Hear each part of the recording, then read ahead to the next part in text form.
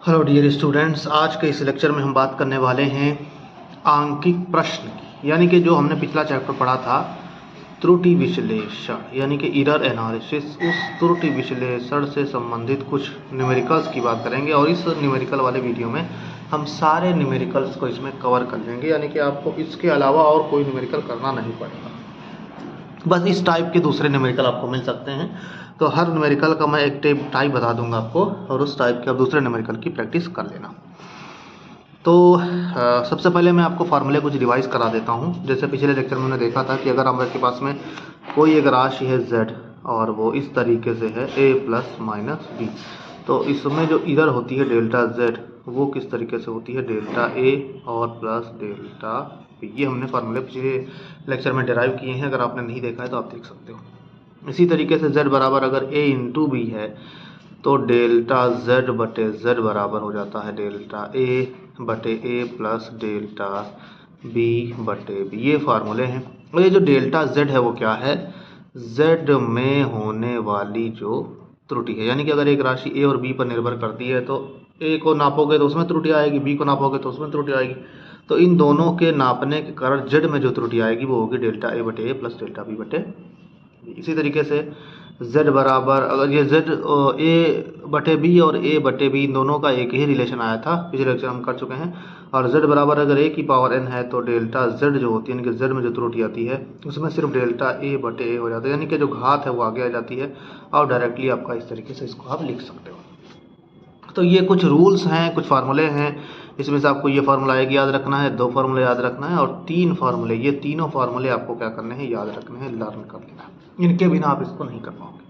अब सबसे पहला क्वेश्चन हम लोग करने वाले हैं लंबाई और मतलब एडिशन और सब्सट्रैक्शन पर। तो सबसे पहले देखिए कि हमारे पास में दो छड़े हैं और उनकी लंबाइयाँ दी हुई हैं क्रमशः 12.4 प्लस माइनस 2, इसी तरीके से 0.2 प्लस माइनस 1। दोनों छड़ों की संयुक्त लंबाई निकालनी है, तो हम इसको इस तरीके से लिख सकते हैं कि L1 plus minus delta L1 दिया हुआ है 12.4 प्लस माइनस 0.2 और L2 plus minus delta L2 equals to दिया है 8.2 प्लस माइनस 0.1।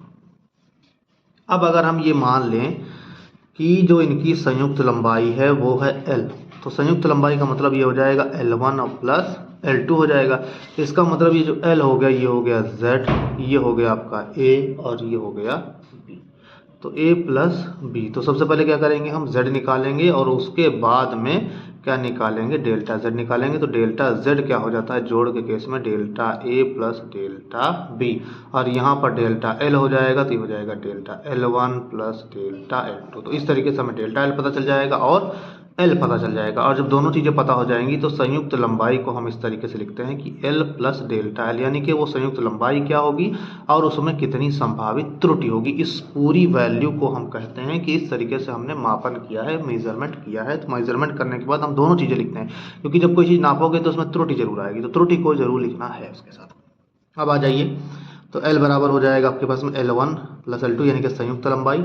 L1 यहाँ से देखिए, अगर इस वाले में आपका जो L1 है वो है 12.4 और डेल्टा L1 जो है वो है 0.2। इसी तरीके से L2 जो है वो है 8.2 और डेल्टा L2 जो है वो है 0.1। वैल्यूज़ रख दीजिए, ये L1 हो गया, ये L2 हो गया। तो 12.4 प्लस 8.2 ये हो जाएगा आपका 20.6 सेंटीमीटर, ये संयुक्त लंबाई हो गई। अब त्रुटि की बात करेंगे तो डेल्टा L जो होगी वो delta L1 plus delta L2 हो जाएगी। डेल्टा L1 है 0.2, डेल्टा L2 है 0.1, इसका मतलब 0.3। इस प्रकार से जो संयुक्त लंबाई होगी आपके पास में वो क्या हो जाएगी, डेल्टा L बराबर delta L1 plus delta L2 और संयुक्त लंबाई जो होगी वो आपकी सारी हो जाएगी L बराबर डेल्टा L प्लस L, यानी कि L बराबर हो जाएगा आपके पास में 20.6 प्लस माइनस 0.3। इसी तरीके से आपसे पूछा गया है दूसरा लंबाइयों का अंतर। तो लंबाइयों का अंतर का मतलब ये है L बराबर हो जाएगा L1 माइनस L2। तो L1 माइनस L2 का मतलब 12.4 माइनस 8.2 इसका मतलब हो जाएगा 4.2 सेंटीमीटर। और डेल्टा एल जो होगा वो तो वही रहेगा आपके पास में, delta L1 plus delta L2, क्योंकि चाहे जोड़ हो चाहे घटाना हो त्रुटि हमेशा क्या होती है, जुड़ती है। तो ये हो जाएगी 0.3। इसका मतलब अगर हम अंतर लिख रहे हैं एल डैश हमारा हो जाएगा 4.2 प्लस माइनस 0.3। इस तरीके से आप लिख सकते हो कि जो अंतर होगा वो ये आ जाएगा और जो जोड़ होगा वो ये आ जाएगा। तो जोड़ में और अंतर में क्या चीज़ कॉमन रहेगी, ये जो त्रुटि होगी वो हमेशा क्या रहेगी, कॉमन, क्योंकि त्रुटियां हमेशा क्या होती हैं, जुड़ती हैं दोस्तों। त्रुटियां हमेशा क्या होती हैं, जुड़ती हैं। तो इसको एक बार फिर से समझ लीजिए। मान लीजिए दो चढ़े हैं, उनकी लंबाइयाँ दे रखी हैं, आपको संयुक्त लंबाई निकालनी है और लंबाइयों का अंतर और उसके त्रुटि ज्ञात करनी है। तो सबसे पहले हमने लिख लिया, डाटा दिया क्या है, ये दिया हुआ है, दिस इज। तो L1 क्या है इस वाले डाटा से, L2 डेल्टा L1 क्या है, L2 क्या है, डेल्टा L2 क्या है। तो संयुक्त लंबाई क्या हो जाएगी, L1 प्लस L2 हो जाएगा। इसको हमने z बराबर a प्लस बी से रिलेट करा दिया। z और डेल्टा z निकालने हैं यहाँ पर। डेल्टा z आप जानते हो कि चाहे जोड़ हो चाहे घटाना हो, डेल्टा z बराबर delta a plus delta b होता है, मॉड लगा कर देख सकते हैं। फिर हमने L बराबर L1 प्लस L2 निकाल लिया, फिर डेल्टा L निकाल लिया, और यही डेल्टा L1 माइनस L2 के लिए भी होगा। तो संयुक्त लंबाई हो गई b दशमलव छः प्लस माइनस 3 हो जाएगी। इसी तरीके से L1 माइनस L2 करके निकाल सकते हैं। अब नेक्स्ट क्वेश्चन की ओर आते हैं दोस्तों। तो अब जैसे ये तो हो गया कि जोड़ घटाना, इस तरीके से आप इसकी कर सकते हैं त्रुटि। अब एक नॉर्मल सा है, जैसे मान लीजिए z जो है वो हमारा a पर डिपेंड करता है। जैसे एक तो हमने a डॉट b या इस तरीके से कर लिया था। तो अगर इस तरीके का है तो डेल्टा z बटे z जो होता है वो डेल्टा a बटे a हो जाता है। और किसी भी मतलब अगर कोई राशि है, एक राशि है, उसको नापा है आपने और उस राशि में परसेंटेज एरर निकालनी होती है, तो उस राशि का डेल्टा जेड, जैसे मान लीजिए जेड राशि है, ये किसी पर निर्भर नहीं कर रहा है। मान लीजिए व्यास है, तो व्यास किस पर निर्भर करेगा, किसी पर निर्भर करेगा। तो डेल्टा जेड हो गया और व्यास, इन दोनों का एक को 100 से मल्टीप्लाई करेंगे तो जेड में जो परसेंटेज एरर हो जाएगी वो हमें पता चल जाएगी। तो किसी भी सिंगल राशि में अगर हमें प्रतिशत त्रुटि निकालनी है तो उस राशि में कितनी त्रुटि है वो पता होनी चाहिए, और उस राशि का जो एक्चुअल वैल्यू है वो पता होना चाहिए। उससे हम प्रतिशत त्रुटि निकाल सकते हैं। तो किसी जैसे भौतिक राशि में त्रुटि अपान भौतिक राशि की जो वैल्यू होगी वो। तो यहाँ पर त्रुटि कैसे निकालते हैं, वो हो जाती है आपकी किसी भी यंत्र से जब आप नाप रहे हो तो उसका जो अल्पतमांक होता है वही उस राशि में त्रुटि हो जाती है। और z यहाँ पर दे रखा है आपका 0.225। अब चूंकि ये क्या है, डायमीटर है, और ये हो जाएगा आपका डेल्टा d, तो ये हो जाएगा कैपिटल D हो जाएगा, ठीक है। तो अब d में प्रतिशत त्रुटि निकालनी है तो क्या हो जाएगा, डेल्टा d बटे d हो जाएगा और इंटू 100 हो जाएगा। सीधी सी बात है, राशि में त्रुटि कितनी हो जाएगी, 0.001 अपान में 0.225 इंटू कितना हो जाएगा, 100 हो जाएगा। तो यहाँ से आप देख लीजिए, ये डेसिमल कट जाएगा, ये बचेगा 100 अपान में 225 हो जाएगा। अगर हम 5 से काटेंगे तो 5 9 हो जाएगा, आपके पास में 20 हो जाएगा। ये आपका लगभग जो है 4%, लगभग जो है ना ये 50 हो जाएगा, लगभग 0.4% के आसपास आ जाएगा दोस्तों, ठीक है। तो डायमीटर में कितना त्रुटि होगा, 0.4% की त्रुटि आ जाएगा उसमें। इस तरीके से आप इसको कर सकते हैं। अगला क्वेश्चन की ओर बढ़ते हैं। शीशे की एक प्लेट है दोस्तों, उसकी लंबाई है 3.5 सेंटीमीटर और चौड़ाई है 1.5 सेंटीमीटर। प्लेट के क्षेत्रफल के मापन में अधिकतम त्रुटि। तो प्लेट कैसी है, मान लीजिए आयताकार है, इसकी लंबाई हो गई 3.5 सेंटीमीटर और चौड़ाई हो गई आपकी कितनी, 1.5 सेंटीमीटर। आप जानते हो कि जो एरिया होता है वो होता है लेंथ इनटू ब्रेड्थ, यानी कि लंबाई गुणे चौड़ाई। इसका मतलब क्या होगा दोस्तों, ये हो गया आपका z बराबर a गुणे b। तो यहाँ से तो z निकल जाएगा, लेकिन हमें चाहिए होता है डेल्टा z। तो डेल्टा z बटे z बराबर होता है डेल्टा a बटे a प्लस डेल्टा b बटे b, जब हमारा z जो है वो दो राशियों के गुणनफल के बराबर होता है। यहाँ से z निकाल लें तो डेल्टा z बराबर हो जाएगा z डेल्टा a बटे a प्लस डेल्टा b बटे b हो जाएगा। सिंपली निकाल सकते हैं। तो सबसे पहले निकालेंगे z क्या है, z बराबर हो जाएगा आपके पास में 3.5 इंटू 1.5 हो जाएगा। तो उसको मल्टीप्लाई करके देख लीजिए आप, 1.5 एक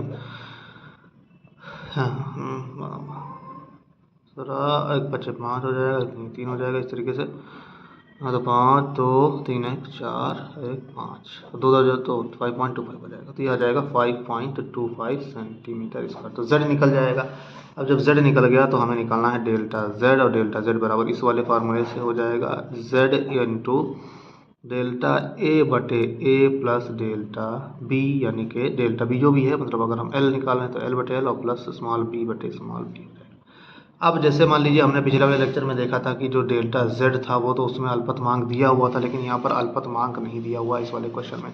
तो ऐसे क्वेश्चनों में हम डेल्टा जो निकालते हैं वो ये निकाल लेते हैं कि इस वाली जो भी राशि मापी गई है उसमें दशमलव के बाद कितने अंक हैं। दशमलव के बाद जितने अंक होंगे, जैसे मान लो दशमलव के बाद कितने, जैसे मान लो एक संख्या है आपके पास में 1.002, ठीक है, इसको नापा गया है। तो इसका हम ये है z और इसका डेल्टा z निकालना है। तो दशमलव लगा दीजिए और दशमलव का जो आखिरी अंक है दशमलव के बाद आखिरी अशून्य संख्या जो है उसकी जगह पर 1 रख दीजिए, और बाकी जो दशमलव उसके बाद हैं, बाकी जो उससे पहले वाले हैं सब क्या हो जाएंगे, 0 हो जाएंगे। इसी तरीके से अगर मान लीजिए 3.5 है तो दशमलव के बाद कितने अंक है, 1 है, तो कोई संख्या है नहीं उसके पहले, तो जस्ट 0.1 हो जाएगा। ये क्या हो जाएगा, डेल्टा l हो जाएगा।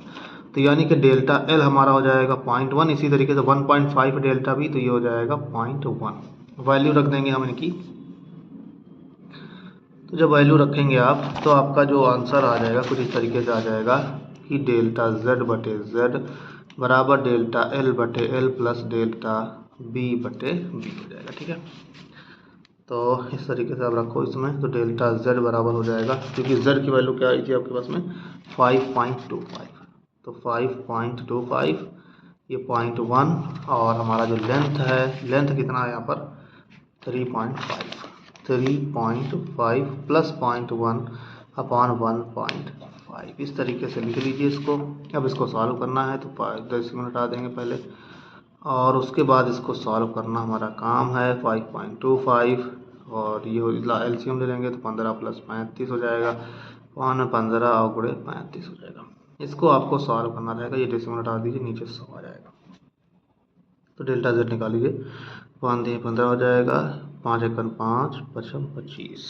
ठीक है, जो 3500 है, 5 × 7 = 35, 5 × 2 = 10, 5 × 5। ठीक है, 100 हो जाएगा। ये 7 × 3 = 21, 3 कट जाएगा। तो क्या बचेगा आपके पास में 15 × 5 = 20, 15 × 5 = 20 और 3 × 4 = 15, 50 हो जाएगा बटे 100 काट दीजिए, यानी कि डेल्टा z आ जाएगा आपके पास 0.5। तो डेल्टा z कितना आ गया, 0.5 आ गया।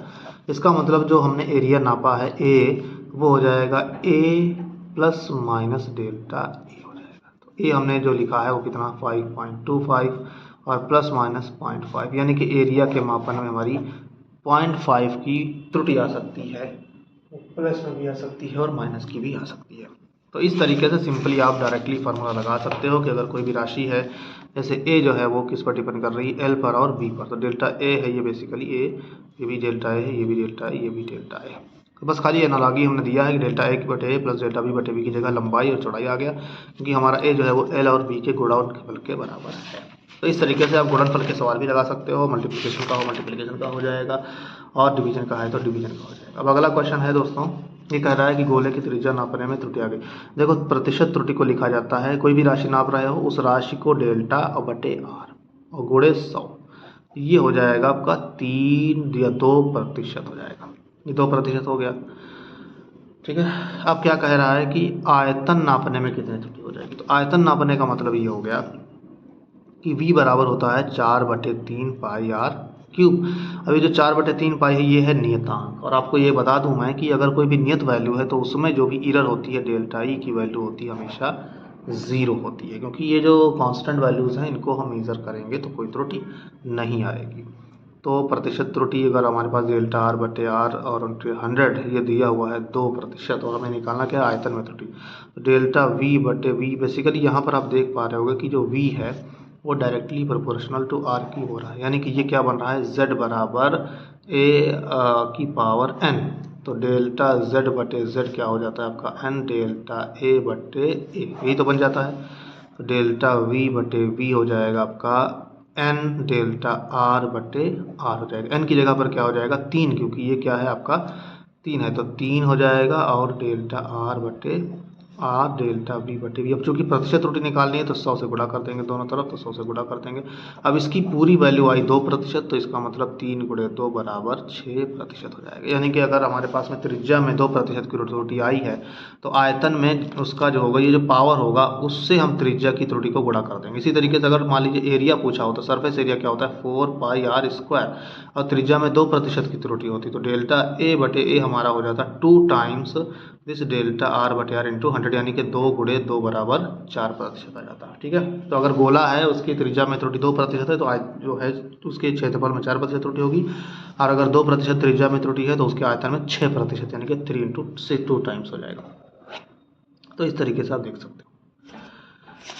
अब हम लोग अगले क्वेश्चन की ओर आते हैं, और ये क्वेश्चन काफ़ी मतलब दिलचस्प है। इसमें देखिए सिंपली आपको दिखाया गया है कि s बराबर ए बी सी बटे सी के।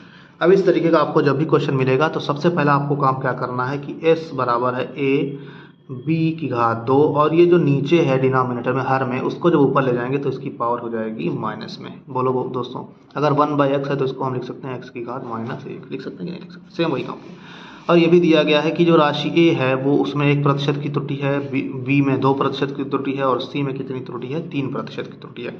तो सबसे पहले ये देख लीजिए कि ये जो है a के गुणनफल के, b के गुणनफल के और c के गुणनफल के बराबर है। तो इसका मतलब जो डेल्टा s होगा, डेल्टा s बटे s, जैसे मान लीजिए z होता था हमारे पास में, वो a गुणे b होता था, तो डेल्टा z बटे z बराबर डेल्टा a बटे a प्लस डेल्टा b बटे b हो जाता था। इसी तरीके से अगर c राशि होती तो प्लस हो जाता डेल्टा c बटे c। तो सेम वही काम करने वाले हैं, पहली राशि, दूसरी राशि और तीसरी राशि।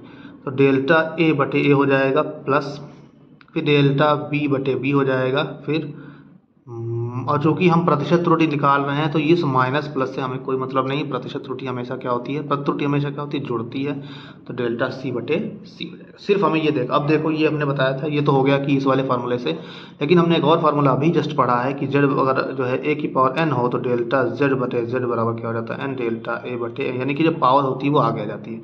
अब बी में कितनी पावर है, 2 है, तो ये 2 यहाँ आ जाएगी b की त्रुटि के आगे, और इसमें कितनी त्रुटि है, 3 है। माइनस का त्रुटि, माइनस का पावर है, लेकिन त्रुटियां हमेशा क्या होती हैं, जुड़ती हैं, तो इसलिए यहाँ पर 3 आ जाएगा। अब दिया हुआ है कि a में प्रतिशत त्रुटि 1%, b में 2%, इसका मतलब ये है कि हमें 100 से गुणा करना पड़ेगा। 100 से गुणा कर दीजिए तो ये प्रतिशत त्रुटि हो जाएगी, और डेल्टा a बटे a इंटू 100 कर देंगे हम लोग, प्लस 2 टाइम्स डेल्टा b बटे b गुणे 100 प्लस 3 टाइम्स डेल्टा c बटे c गुणे 100 हो जाएगा। तो अब ये देखिए यहाँ पर बड़ा ध्यान से देखिए कि ये जो त्रुटि है इसको ये किसको प्रदर्शित कर रही है, ए में जो प्रतिशत त्रुटि है उसको रिप्रेजेंट कर रही है। तो और ये कितना है, 1% है, प्लस जो ये है वो बी में प्रतिशत त्रुटि को, ये कितना है, 2% है। इसी तरीके से ये जो त्रुटि है वो सी में प्रतिशत त्रुटि को रिप्रेजेंट कर रही है, ये प्रदर्शित कर रही है, और 3% है। तो 1 प्लस 4 प्लस 9, इसका मतलब हो गया कि 14%। तो एस में कितनी त्रुटि होगी दोस्तों, एस में जो परसेंटेज एरर होगी वो होगी 14%। सिंपल है दोस्तों। सबसे पहले हमारे पास में एस बराबर ये राशि दी हुई है, और इसमें ए में त्रुटि 1%, बी में 2% और सी में 3% है। तो आपको एस में प्रतिशत त्रुटि निकालनी है। सबसे पहला काम क्या करना है, इस वाले को हम इस वाले फॉर्मेट में अपने बदलेंगे, ए इंटू बी इंटू सी। पावर से बाद में देख लेंगे, घात क्या है उसकी हम लोग बाद में देखेंगे। तो उसको कर दिया, फिर डेल्टा एस बटे एस बराबर डेल्टा ए बटे ए प्लस डेल्टा बी बटे बी, डेल्टा सी बटे सी लिख लिया। फिर क्या किया, इस वाले फार्मूले को लगा दिया, यानी कि z बराबर ए की पावर n हो अगर तो जो भी पावर होती है वो आगे आ जाती है, यानी कि 2 है तो 2 जिसकी पावर है उसके आगे आ जाएगी, 2 b के आगे आ जाएगी, और 3 किसकी पावर है, c के आगे। तो माइनस में है, लेकिन हमें क्या करना, त्रुटियां होती हैं हमेशा जुड़ती हैं। प्रतिशत त्रुटि निकालनी है, 100 से गुणा कर दिया दोनों तरफ, और उसके बाद वैल्यूज रख दी, तो ये हो गया 14%। सेम इसी तरीके से आपका ये वाला नेक्स्ट क्वेश्चन है कि अगर x बराबर है square B cube C under root D. अब सबसे पहला काम हमने बताया आपको क्या करना होता है, इनको सब पावर के रूप में, गुणनफल के रूप में लिख लीजिए। बी क्यूब ये हो जाएगा सी की घात 1, और ये हो जाएगा डी की घात -1/2। सेम वही काम करना है। डेल्टा एक्स बटे एक्स मान लीजिए, सबसे पहले लिख लीजिए डेल्टा ए बटे ए प्लस डेल्टा बी बटे बी प्लस डेल्टा सी बटे सी प्लस डेल्टा टी बटे डी। जितने भी हों ए बी सी डी जो भी हैं, सबसे पहला काम आपको क्या करना है, उसकी त्रुटियों को इस तरीके से लिख लेना है। अब देखा जाएगा कि घात क्या क्या है, तो जो घात होगी वो उस राशि के आगे, 2 किसकी घात है, ए की घात है तो ए के आगे आ जाएगा, 3 किसकी घात है, बी की घात है तो 3 के आगे आ जाएगा, सी की घात 1 है तो 1 आ जाएगी। माइनस प्लस उससे कोई मतलब नहीं है हमको, क्योंकि हमारी त्रुटियां हमेशा क्या होती हैं, जुड़ती हैं। क्या होती हैं, जुड़ती हैं। त्रुटियां हमेशा जुड़ती हैं, तो चाहे माइनस में पावर हो चाहे प्लस में हो, हमेशा क्या होगा, प्लस होगा। डी की घात -1/2 है तो ये 1/2 यहाँ आ जाएगा। अब सबको वैल्यूज रख देनी है। अब देख लीजिए यहाँ पर वैल्यू क्या दिया हुआ है, ए में 4%, बी में 2%, सी में 3% और डी में 1%।